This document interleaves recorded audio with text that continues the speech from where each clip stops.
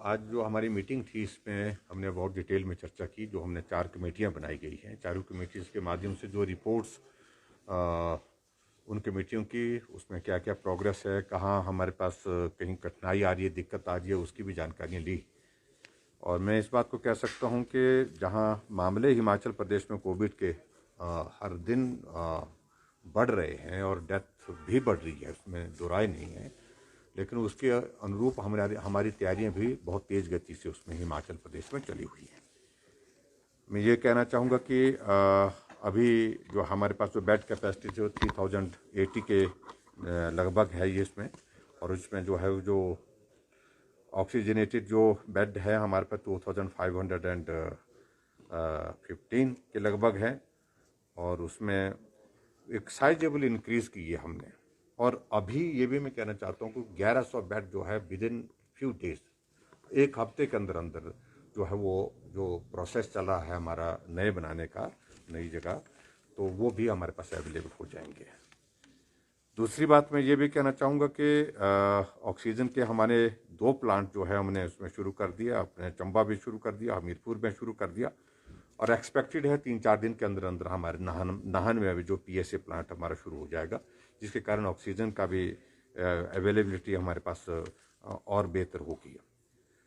ये भी बड़ी बात जो है वो महत्वपूर्ण हमारे लिए है कि जो टोटल हमने जो है 25 मीट्रिक टन जो है स्टोरेज कैपेसिटी इन दिनों में, कुछ ही दिनों में 25 मीट्रिक टन जो है ऑक्सीजन की स्टोरेज कैपेसिटी हमने हिमाचल प्रदेश में इंक्रीज़ की है, बढ़ाई है, और उसमें सिलेंडर्स और सारी चीज़ों को लेकर के मिला करके इस प्रकार से, ताकि हमारे पास ऑक्सीजन की कमी हिमाचल प्रदेश में ना हो। एक और चीज़ मैं ये भी कहना चाहता हूँ कि एक और निर्णय हमने लिया कि जो प्राइवेटाइज हमारे कुछ ऐसे सेक्शन हैं जो जिनका एक्सपोजर बहुत ज़्यादा होता है, लोगों के बीच में जा कर के अपनी सेवाएं दे रहे हैं, जिसमें HRTC के ड्राइवर्स हैं, कंडक्टर्स हैं, वैक्सीन के लिए उनको प्रायोरिटी देंगे। उसमें HRTC ड्राइवर्स, कंडक्टर्स हैं, प्राइवेट ट्रक ऑपरेटर्स हैं, ट्रक के ड्राइवर हैं, और बसों के ड्राइवर्स हैं, और कंडक्टर्स हैं, और उसी तरह से जो हमारे पंप जो इस पे पेट्रोल पंप पे होते हैं, तो पंप ऑपरेटर्स हैं, उनको भी, PDS के जो हमारे डिपो होल्डर्स होते हैं उनको भी वैक्सीन जो है प्रायोरिटी पर देंगे। टीचर्स ऑन कोविड ड्यूटी, उनको भी प्रायोरिटी पर वैक्सीन उपलब्ध कराएंगे। बैंक में, बैंक वालों के हमको काफ़ी लोगों से हमसे इस बात के लिए आग्रह आ रहा था कि भाई बैंक के लोग सीधे जो है वो पब्लिक कांटेक्ट में रहते हैं, इस सूरत में वहाँ पर उनको भी ये सुविधा उपलब्ध होनी चाहिए। बैंक के जो हमारे कर्मचारी हैं उनको भी इसमें शामिल किया गया है। और उसके बाद हमारा जो फूड एंड सिविल सप्लाईज और स्टाफ ऑफ ट्रांसपोर्ट, ये इनको भी हमने प्रायोरिटाइज किया है। और उसके साथ में केमिस्ट, लोक मित्र केंद्र, ये इनको वैक्सीनेशन के लिए इनको प्रायोरिटाइज किया है, ताकि ये जो वैक्सीन का अभियान हमारा ठीक प्रकार से जो चल रहा है उसमें इनको प्राथमिकता दे करके इनको वैक्सीन के माध्यम से इस कोविड के संकट से इनको बचाने में हम प्रयत्न कर रहे हैं। एक और इम्पॉर्टेंट चीज़ हमने हिमाचल प्रदेश में तय की है कि जो जितने भी हमारे हिम केयर के और आयुष्मान भारत के अंतर्गत जो लोग कवर्ड है, उनका जो है प्राइवेट हॉस्पिटल में भी उनके ट्रीटमेंट की व्यवस्था जो है उस तरह से फ्री ऑफ कॉस्ट उसमें होगी। और वो एक नई शुरुआत है, नई एक पहल हमने इस प्रकार से की है, ताकि उन लोगों को मदद इस प्रकार से हो सके। जहाँ तक कर्फ्यू के बारे में आपने जो बात कही है, कर्फ्यू अभी तक हिमाचल प्रदेश में जो लागू हुआ है उसका इम्पैक्ट, एक अच्छा इम्पैक्ट आया है। और इम्पैक्ट के साथ साथ में हमने इस बात को भी देखा कि लोगों का भी जो है वो रुझान अच्छा इसमें आ रहा है कि इस कर्फ्यू से निश्चित रूप से हम कोविड के बढ़ते हुए मामलों को कंट्रोल करने के लिए सफल होंगे। और हम इसमें 2-3 चीज़ों को लेकर के जो हम बात कह रहे हैं, एक तो हमारे लिए यह है कि संक्रमण को फैलने से रोकना, और उसमें कर्फ्यू एक कारगर है माध्यम।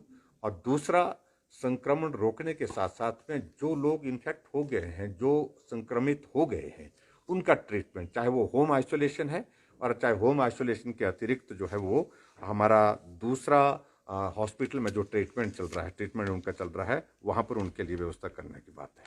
एक महत्वपूर्ण जानकारी मैं आप सबके माध्यम से साझा करना चाहूँगा, ये है कि जो हमारी वैक्सीन जो 18 से 45 साल के लिए उसमें वो वैक्सीन हमको आज जो है 1,07,000 वैक्सीन उसमें हमको उपलब्ध हो गई है।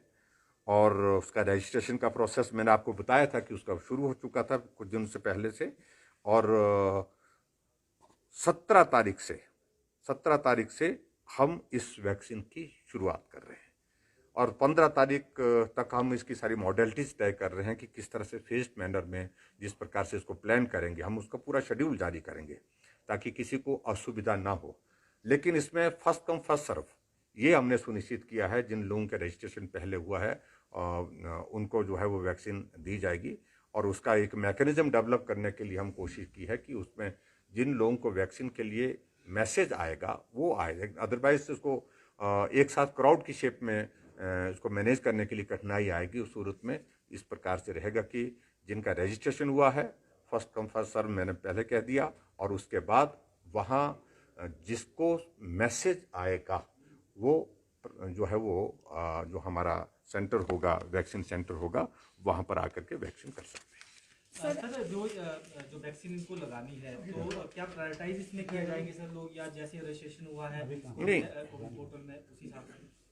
नहीं, जो मैंने वही तो मैंने डिटेल में कह दिया। मैंने रजिस्ट्रेशन जो हुई है, रजिस्ट्रेशन में हमारी उसमें बड़ी सीधी सी उनको वैक्सीन देने की जो व्यवस्था रहेगी उसमें इस प्रकार से होगी, फर्स्ट कम फर्स्ट सर्व। जो पहले जिन लोगों ने रजिस्ट्रेशन करवाया है उसी क्रम में जारी करेंगे, लेकिन उसके साथ साथ में मैसेज भी आएगा।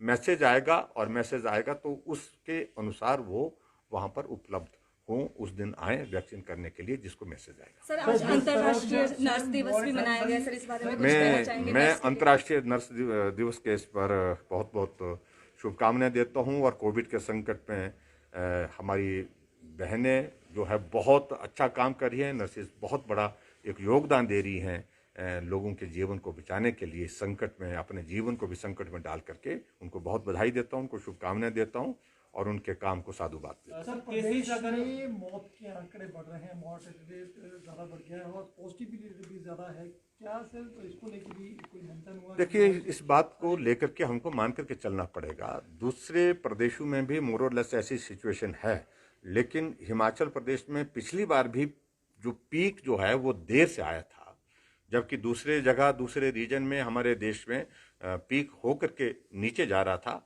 और उसके बाद हिमाचल में नवंबर और दिसंबर के महीने में आए। तो मैं समझता हूं कि हिमाचल प्रदेश में अभी तक हो सकता है, ऐसी स्थिति आ सकती है कि मामलों में और बढ़ोतरी हो सकती है और मृत्यु भी अभी काफ़ी ज़्यादा लोगों की हो रही है, दुखद, और उसमें थोड़ा वक्त लग सकता है और भी लग सकता है, ताकि इस पीक आने के बाद निश्चित रूप से उसमें हम नीचे की तरफ सर क्या बंदिशों को आगे बढ़ाया जा सकता है, क्योंकि 17 मई तक वो बंदिश? देखिए, मुझे अभी ज़्यादा इस बारे में नहीं कहना है। संभावना इस प्रकार की हमेशा मौजूद है। सर RT-PCR को लेकर जो केंद्र ने कहा कि ये जरूरी नहीं है, हिमाचल में हालांकि एंट्री के लिए अभी रखी गई है वो व्यवस्था, क्या उसे कंटिन्यू रखा जाएगा या उसने? नहीं, हमने एक बात कही, हमने भी एडवाइजरी जारी की है। RT-PCR टेस्ट करवाया है तो एक व्यवस्था है, उस व्यवस्था के अनुरूप होगा। लेकिन अगर जो है वो रैपिड टेस्ट भी किसी ने करवाया है वो भी, उसको भी हम मान रहे हैं। लेकिन हमारा इसमें यह है कि जो भी हिमाचल प्रदेश में आ रहे हैं बाहर से, उनको होम आइसोलेशन में जाकर के कुछ दिन रहना